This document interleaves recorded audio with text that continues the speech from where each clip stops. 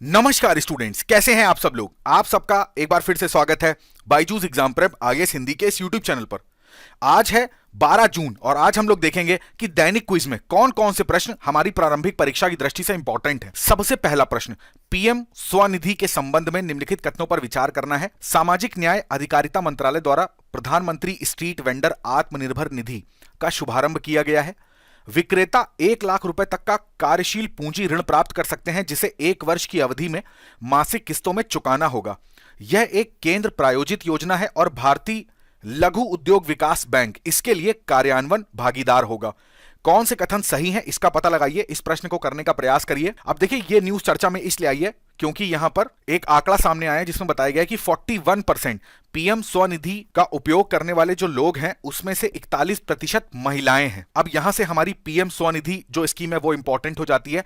तो आपको याद होगा, जो छोटे दुकानदार होते हैं या जो फेरी वाले होते हैं, सड़क के किनारे जो अपना रोजगार चलाते हैं, तो उनको लोन देने के लिए सरकार ने इस योजना को स्टार्ट किया गया था। तो 10,000 रुपए तक यहां पर इनको लोन दिया जाएगा। इस लोन में ना कोई भी कोलेट्रल नहीं है, यानी कि कुछ भी चीज यहां पर इनको गिरवी नहीं रखवानी पड़ेगी। 1 वर्ष का समय दिया जाएगा चुकाने के लिए और इनको मासिक किस्त यानी कि जिसको ईएमआई बोलते हैं उसके आधार पर भी अपना लोन चुका सकते हैं। अगर समय से पहले भुगतान कर देते हैं तो 7% की यहां पर सरकार के द्वारा इनको ब्याज सब्सिडी भी मिल जाएगी। अगर इसके मंत्रालय की बात करें तो यह है आवास एवं शहरी मामलों का जो मंत्रालय है उसके अंडर में इसको चलाया जाता है। इंप्लीमेंटेशन एजेंसी जो है वो है इसकी सिडबी। वापस अपने प्रश्न पे लौटते हैं तो सामाजिक न्याय और अधिकारिता मंत्रालय ये गलत हो जाएगा। आवास एवं शहरी मामलों के मंत्रालय के द्वारा इसको चलाया जाता है।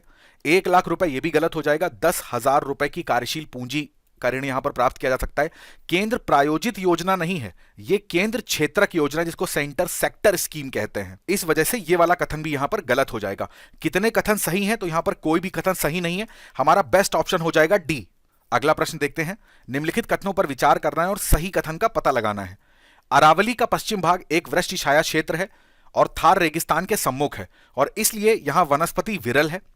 पूर्वी भाग आर्द्र भूमि, झीलों एवं तालाबों और हरी वनस्पतियों से समृद्ध जैव विविधता से भरपूर है। राजस्थान की सभी नदियों का उद्गम अरावली से होता है। अरावली श्रेणी राजस्थान, हरियाणा, दिल्ली और गुजरात राज्यों में से होकर गुजरती है। अरावली की पहाड़ियां मानसूनी हवाओं की दिशा के लंबवत हैं, जिससे पूर्वी राजस्थान में भारी वर्षा होती है। इसको करने का प्रयास करिए। अब देखिए, यहां पर ट्विन टनल्स की बात करी जा रही है दिल्ली के अंदर, जिसको कि अंडरग्राउंड बनाया जाएगा, जिससे कि इसके रास्ते में पड़ने वाले जो वृक्ष हैं उनको काटा ना जा सके। उसी को अप्रूवल यहां पर एससी ने एक कमेटी बना दी है जिसको सेंट्रल एम्पावर्ड कमेटी के नाम से जानते हैं। इसको यहां पर अप्रूवल का काम दिया गया है। अब देखिए, थोड़ा सा अरावली के बारे में बेसिक चीजें जान लेते हैं। ऐसा कहा जाता है कि जो अरावली श्रृंखला है ना, पूर्व में तो इसके उपजाऊ मैदान है और पश्चिमी में जो रेतीला रेगिस्तान है ना, उसके बीच में एक डिवाइडर का काम करता है। अब जैसे बात कर ली जाए थार मरुस्थल है, तो थार मरुस्थल को गंगा के मैदानों तक विस्तारित होने से रोकने में बहुत बड़ी भूमिका रहती है अरावली की। जैव विविधता के संबंध में बहुत ज्यादा यहां पर बायोडायवर्सिटी पाई जाती है। अप्रॉक्सीमेटली 300 स्थानिक प्रजातियां हैं, 120 के आसपास यहां पर पक्षियों की प्रजातियां पाई जाती हैं। अब वापस अपने प्रश्न पे लौटते हैं तो पहला वाला कथन एकदम सही हो जाएगा। पश्चिमी भाग एक वृष्टि छाया क्षेत्र है, इसके पश्चिम में बिल्कुल वर्षा नहीं होती है, जो कि थार रेगिस्तान के नाम से भी इसको आप बोल सकते हो। और पूर्व में जब बात करोगे तो आर्द्र भूमि, झीलें, तालाब और हरी वनस्पतियां जो हैं वो देखने को मिलेंगी। अब देखिए, राजस्थान की सभी नदियों का उद्गम अरावली से होता है ऐसा नहीं है। लूनी की बात करेंगे या साबरमती की बात करेंगे तो इन दोनों का उद्गम अरावली पर्वतमालाओं से होता है। इस वजह से यह स्टेटमेंट गलत हो जाएगा। अरावली की श्रेणियां राजस्थान, हरियाणा, दिल्ली और गुजरात राज्यों में से होकर गुजरती हैं, एकदम सही है।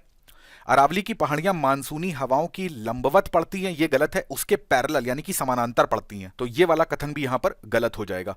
कितने कितने कथन यहां पर सही हैं, तो इसका बेस्ट ऑप्शन हो जाएगा बी। अगला प्रश्न देखते हैं। ब्रह्मोस मिसाइल के संबंध में निम्नलिखित कथनों में से कौन से कथन सही हैं। ब्रह्मोस मिसाइल दागों और भूल जाओ प्रणाली का उपयोग करती है। मिसाइल लॉन्च होने के बाद ऑपरेटर से अतिरिक्त इनपुट की आवश्यकता नहीं होती। इंडोनेशिया ब्रह्मोस की खरीद का ऑर्डर देने वाला पहला बाहरी देश है। अब देखिए, ब्रह्मोस के बारे में कुछ बेसिक चीजें। ब्रह्मोस का अगर संधि विच्छेद करोगे तो ब्रह्मपुत्र भारत में और मोस्कावा जो नदी रूस की है, तो इन दोनों से इसका नाम मिलकर बना हुआ है। इसकी रेंज जो है वो 290 किलोमीटर की है। ये एक क्रूज मिसाइल की श्रेणी में आती है। 2.8 मैक यानी कि ध्वनि की रफ्तार से लगभग लगभग 3 गुना रफ्तार इसकी स्पीड होती है। यहां पर 2 स्टेज में काम होता है। पहला जो स्टेज होता है वो सॉलिड फ्यूल से होता है और दूसरा जो स्टेज होता है वो लिक्विड रैमजेट इंजन होता है। चाहे खराब मौसम हो, रात हो, दिन हो, ये हर एक केस में इसका हम उपयोग कर सकते हैं। फिलीपींस पहला देश था जिसने इसका ऑर्डर दिया था। तो यहां पर आप देखोगे तो दूसरा इंडोनेशिया, ये गलत स्टेटमेंट हो जाएगा। दागो और भूल जाओ, ये कॉन्सेप्ट पे ब्रह्मोस मिसाइल काम करता है। एक बार इसको ट्रेजेक्ट्री जो है वो बता दी जाती है, उसके बाद ये अपने टारगेट को अचीव करती है। तो पहला वाला स्टेटमेंट यहां पर सही है, तो हमारा करेक्ट ऑप्शन हो जाएगा ए, केवल एक। अब ये सुपरसोनिक ब्रह्मोस के ऊपर एक आर्टिकल आया था, तो इस वजह से ब्रह्मोस के ऊपर मैंने आपसे प्रश्न पूछ लिया है। अगला प्रश्न देखते हैं, हरित क्रांति के संबंध में निम्नलिखित कथनों में से कौन सा कथन गलत है। ये चीज ध्यान रखिएगा, यहां पर इसको करने का प्रयास करिए। अब देखिए यहां पर थोड़ा सा हरित क्रांति के बेसिक के बारे में जानते हैं। नॉर्मन बोरलॉग का नाम सबने सुना होगा, इनको विश्व में हरित क्रांति का जनक कहते हैं। मेन हरित क्रांति जब भी वर्ड यूज होगा ना, इसका उद्देश्य जो था वो याद रखिएगा, उच्च उत्पादकता वाली जो किस्में होती है ना खाद्य की, उसको डेवलप करना और जो खाद्य सुरक्षा है इसको बढ़ावा देना।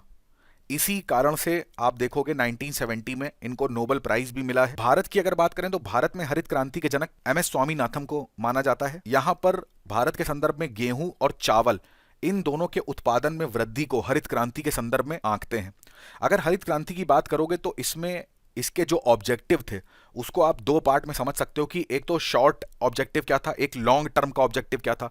तो जब लघु अवधि की बात करते हैं तो इसमें इसका मतलब क्या था कि भाई जो भुखमरी की स्थिति है, ठीक है, उसको किसी तरीके से इंडिया में खत्म करना। दूसरा इसका लॉन्ग टर्म ऑब्जेक्टिव क्या है कि भाई देखो इससे होगा क्या, ग्रामीण विकास होगा, ठीक है। दूसरा यहां पर लोगों को रोजगार मिलेगा, जितनी ज्यादा कृषि उत्पादकता बढ़ेगी। तीसरा औद्योगिक विकास होगा, कृषि से संबंधित जो भी उद्योग कृषि पे डिपेंडेंट है तो उनका भी विकास यहां पर करना, प्लस जो कृषि है ना इसका वैश्वीकरण करना, या आप समझ लीजिए कि इसका बाजारीकरण करना, राइट। तो ये इसके कुछ ऑब्जेक्टिव हैं हरित क्रांति के। अब देखते हैं, पहला स्टेटमेंट है एम.एस. स्वामीनाथन को दुनिया में हरित क्रांति के जनक के रूप में जाना जाता है, गलत हो जाएगा। नॉर्मन बोरलॉग को जाना जाता है। तो यहां पर देखो पहला वाला कथन गलत है और हमसे गलत कथन पूछे हैं। क्वेश्चन के हिसाब से हमारा बेस्ट ऑप्शन क्या है, वो है ए। 2011 की प्रारंभिक परीक्षा में एक प्रश्न आया था, भारतीय स्वतंत्रता आंदोलन के संदर्भ में उषा मेहता की ख्याति। आपके सामने ये ऑप्शन है। अब मुझे नहीं लगता कि इस प्रश्न में किसी को कोई प्रॉब्लम होगी, वीडियो को पॉज करके इसको लगाइए।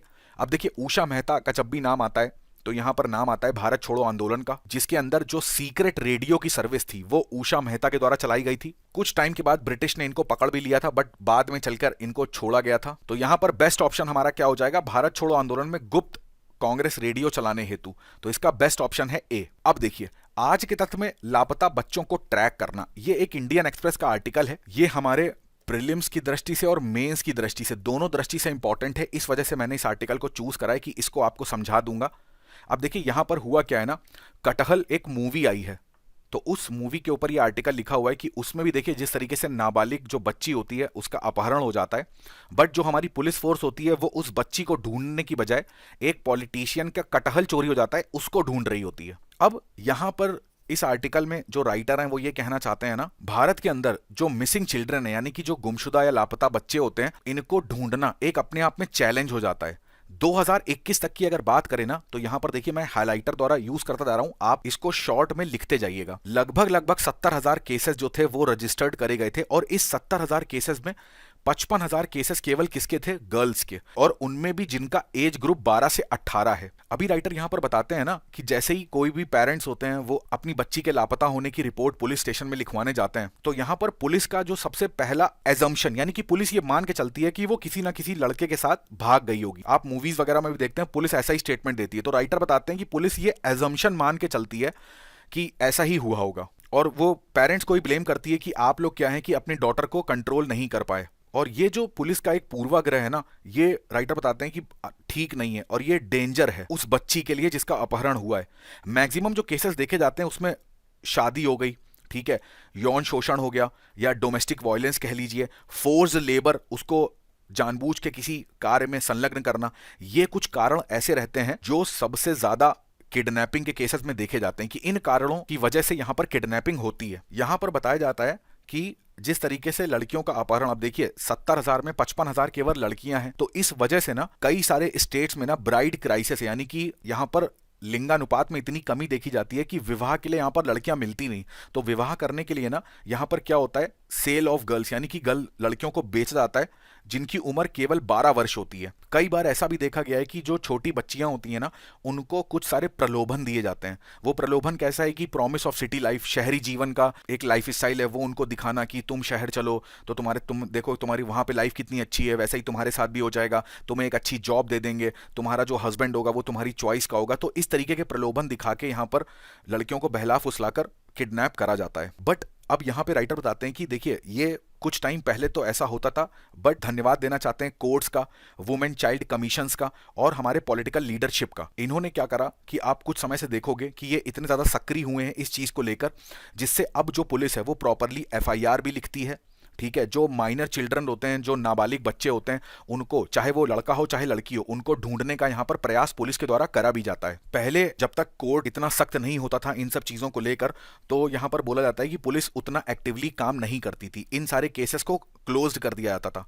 बट अब पुलिस जो है काफ़ी ज़्यादा एक्टिवली यहाँ पर काम करती है। यहाँ पर राइटर इसका सोल्यूशन बताते हैं। अब देखिए ये आप अपनी मेंस आंसर राइटिंग में यूज़ कर सकते हैं कि यहाँ पर जितने भी अनाथालय होते हैं ना, या बच्चों के जो शेल्टर्स होम्स होते हैं, इनका रिकॉर्ड बाकायदा अपने पास रखना चाहिए। कई बार ऐसा होता है पुलिस को कुछ बच्चे जैसे पकड़ में आते हैं, जो छोटे बच्चे होते हैं कहीं पर भीख मांगते हुए, या फिर पूरा जो इनका गिरोह होता है इनको पकड़ते हैं। तो यहाँ पर जितने भी बच्चे होते हैं उनको नियरेस्ट के शेल्टर होम में पुलिस रख देती है, बट इनका रिकॉर्ड नहीं होता है। तो इसको अब वो बच्चा, उसके पेरेंट्स कौन हैं, कहाँ पे वो रहता था, उससे पता नहीं चल पाता, और जो उनकी फैमिली होती है वो अपने घरों में परेशान हो रही होती है। और ये ऐसे बच्चे होते हैं, ये इतने यंग होते हैं कि ये एक्सप्लेन नहीं कर पाते हैं कि इनका घर कहाँ है। कई बार आपने देखा होगा इनसे पूछा जाता है कि बेटा तुम्हारा नाम क्या है, तुम्हारे पापा का नाम क्या है, तो ये नहीं एक्सप्लेन कर पाते हैं, ये इतने छोटे होते हैं। तो यहाँ पर जो मिनिस्ट्री ऑफ वुमेन चाइल्ड है ना, इसने क्या बोला हुआ है कि जितने भी शेल्टर होम्स हैं, जहां पर भी जो अनाथालय हैं, उन सबका रिकॉर्ड ना डे टू डे इनका मेंटेन होना चाहिए।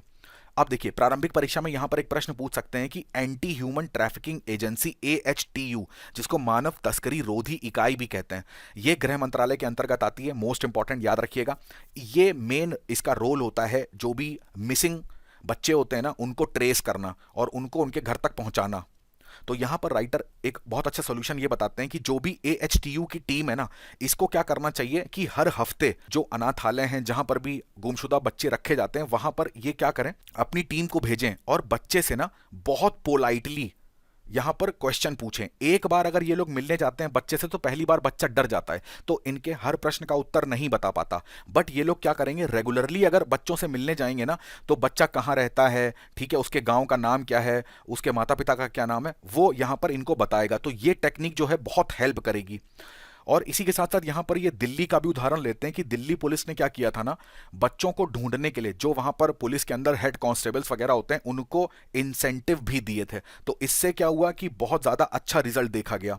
2021 में ना यहां पर टर्न आउट प्रमोशंस की बात करी गई कि जो कांस्टेबल हैं या हेड कांस्टेबल हैं, उन्होंने 50 बच्चों से ज्यादा अगर ढूंढे हुए हैं ना, और उनको उनके माता पिता तक पहुंचाया है, तो उनके लिए out of turn promotion, incentive, ये सब करने का प्रयास किया है। तो इससे क्या हुआ है कि जो गुमशुदा बच्चे होते हैं ना, उनकी सर्चिंग में बहुत हेल्प मिलती है। तो ये कुछ पॉइंट्स है इस आर्टिकल में इंपॉर्टेंट है, इनको याद रखिएगा। AHTU के बारे में, इसको कैसे काम करना चाहिए, ठीक है, प्लस दिल्ली पुलिस का एक केस स्टडी जो है, इसको भी आप यूज कर सकते हो। अब देखिए यहाँ पर 2021 का एक डेटा दे रखा है, जिसके अंतर्गत आपको यहाँ पर दिखाया गया है कि कितने फीमेल थे, मेल थे, और टोटल यानी कि 6 वर्ष से अगर कम बच्चों की बात करेंगे, तो ये वो बच्चे हैं जो चाइल्ड विक्टिम्स हैं किडनैपिंग के।